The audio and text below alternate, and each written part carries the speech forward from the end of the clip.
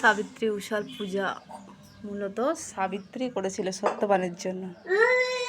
তো এই উষাটায় মানে এই অমাবস্যাটায় সব সাবিত্রীরাই পুজো করে।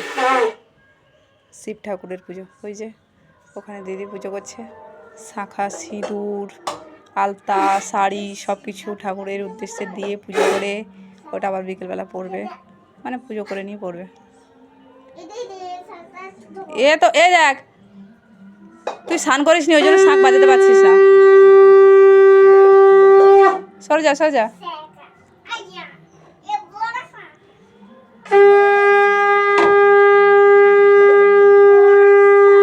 সে স্নান করেনি আলতা ফালতা সব পরে নিয়ে ঠাকুর ঘরে ঢুকে গেছে। যেহেতু আমিও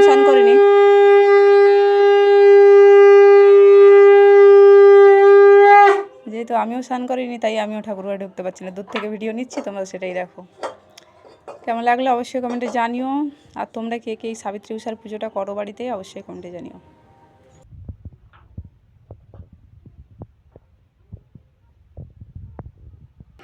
ওরা তো মন্দিরে পুজো করছে, শুধু বাইরের ওয়েদারটা দেখো। ছাদে মন্দিরটা আমাদের, ছাদ থেকে বাইরের ওয়েদারটা দেখো। সকাল থেকে বৃষ্টি হচ্ছে, সকাল থেকে এখনো পর্যন্ত মেঘ এমন হয়ে আছে, এক্ষুনি আবার বর্ষা চলে আসছে।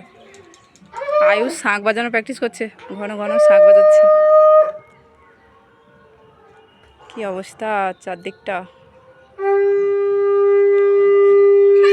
পুজো হয়ে গেছে, চলো টাটা।